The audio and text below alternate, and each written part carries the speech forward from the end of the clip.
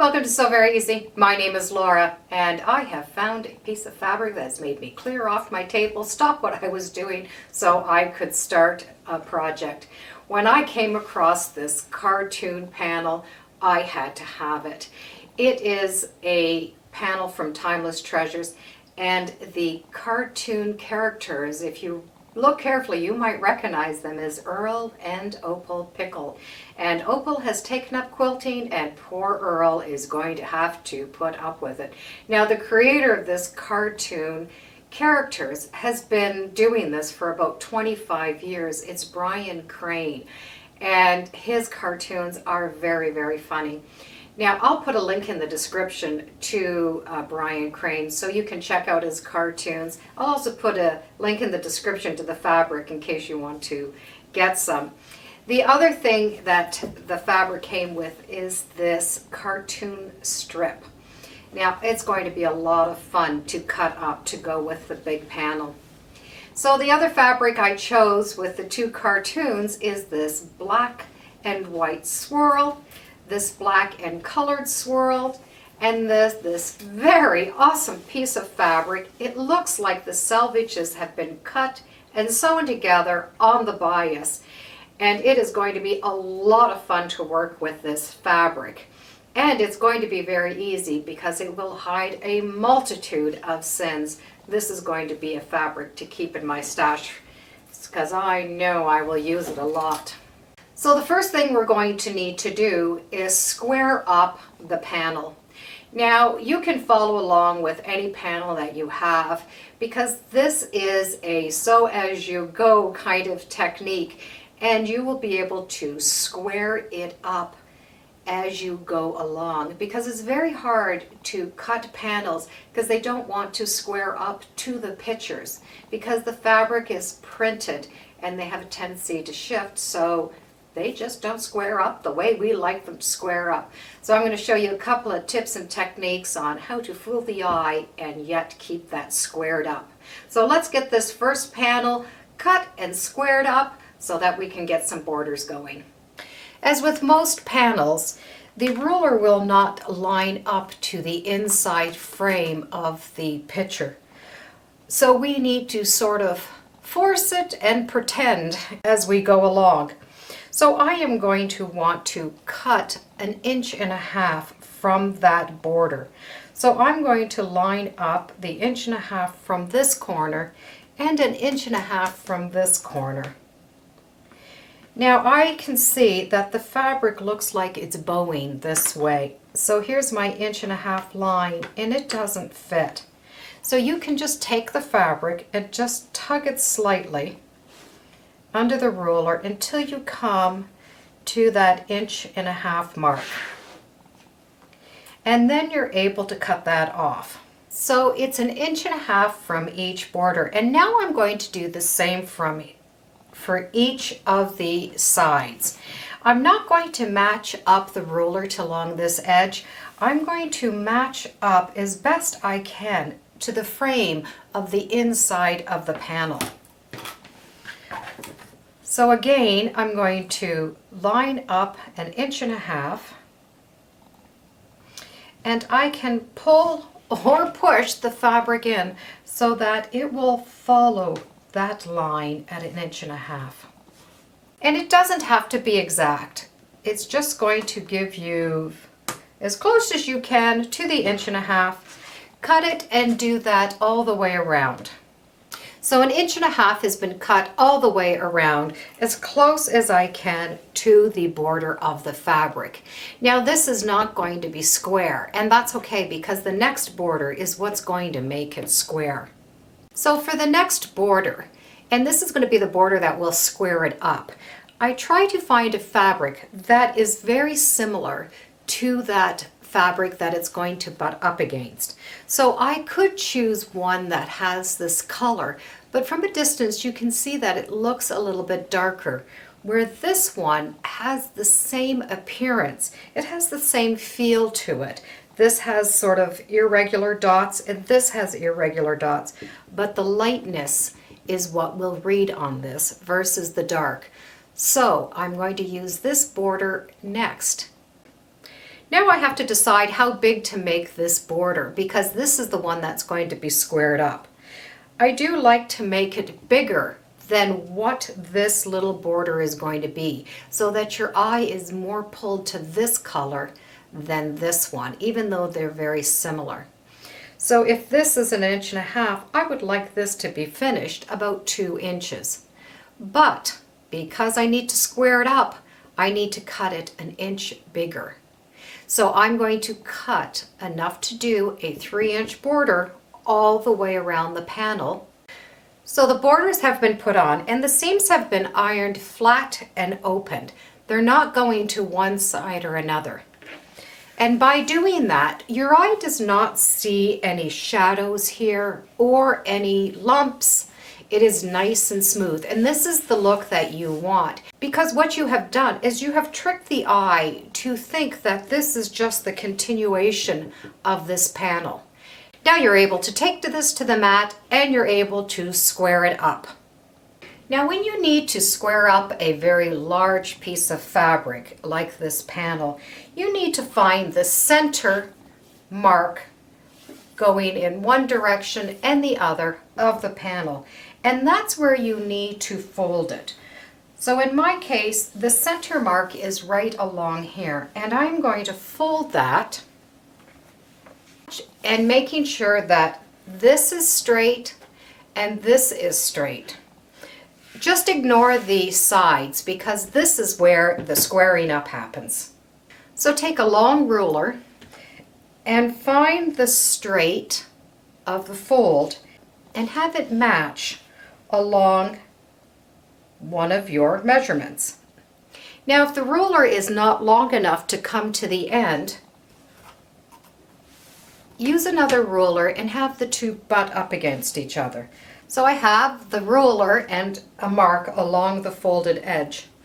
Then as you look all the way down here, you will see that this is different. I have it very wide here and I have almost nothing there.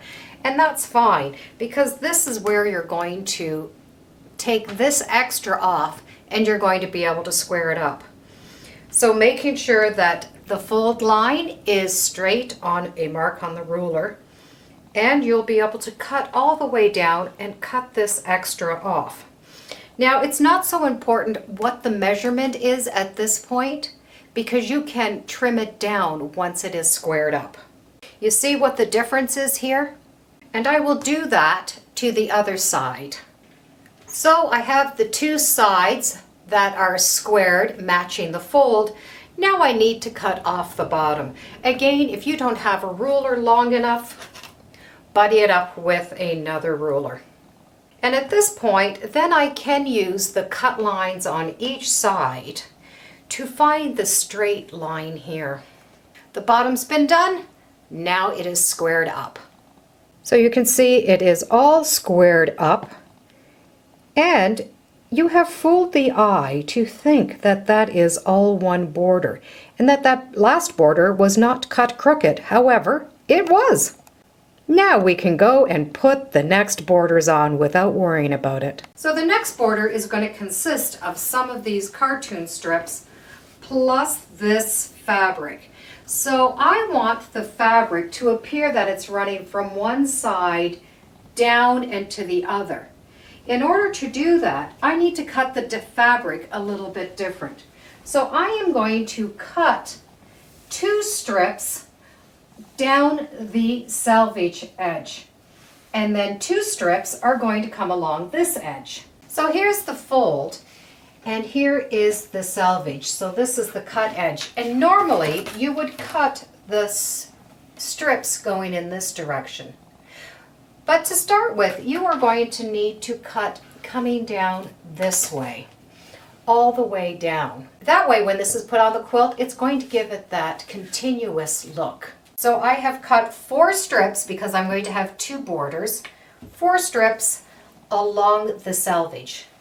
Now I can open it up and I can cut 4 strips in this direction along the width of the fabric. So now by cutting your borders from the length of the fabric and the width of the fabric, you can see that the stripes are all going to be going in the same direction. The side borders you're going to be able to put away for now, and we're going to work on the top and bottom borders. Now I want to be able to place an entire cartoon strip in the borders. I'm going to need 6 cartoon strips. So you need to choose the 6 that you want and cut around 1/4 inch all the way, leaving the 4 strips together.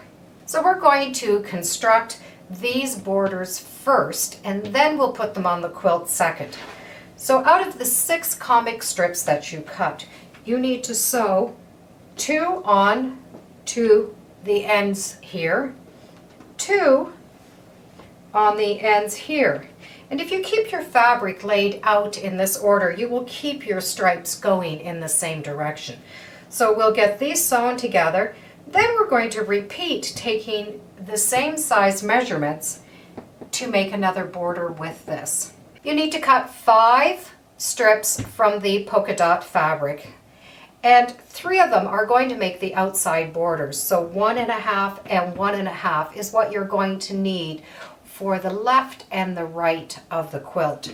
So you can sew those together and put them aside. Now with this, you need to do the same as we did before. You need to take 1 cartoon strip and sew it on that corner, 1 cartoon strip and sew it on that corner.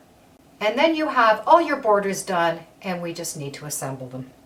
So let's recap the borders. We have 4 of the strips cut along the length of the fabric.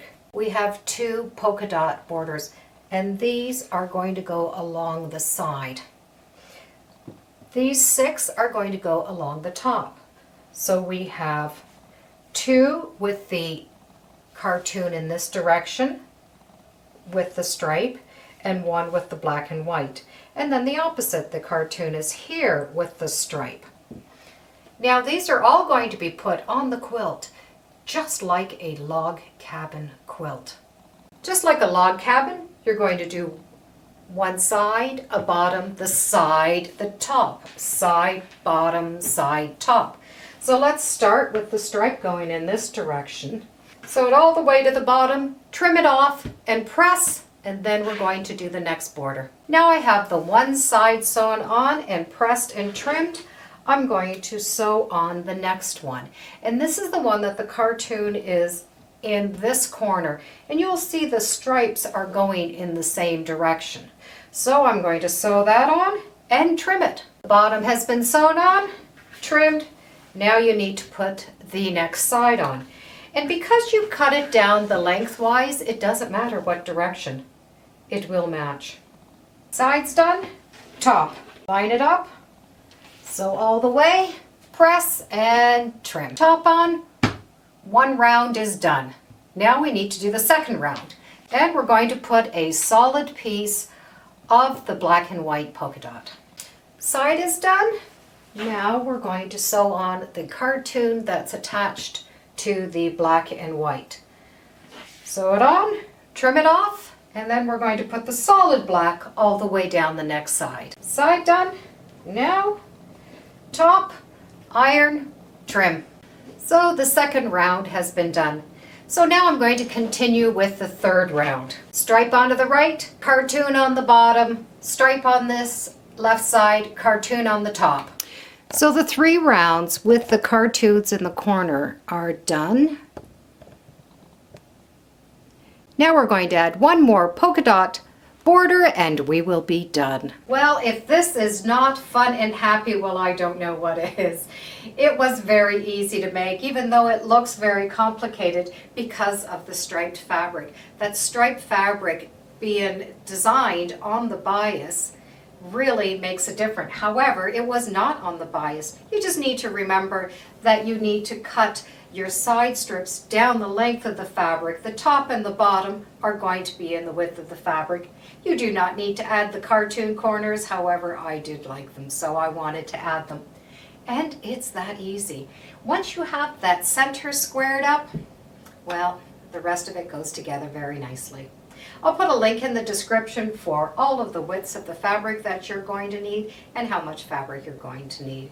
But I'm so glad you could join me today on Sew Very Easy. Feel free to subscribe, and as always, come on back and let's see what we're sewing next time in the sewing room. Bye for now.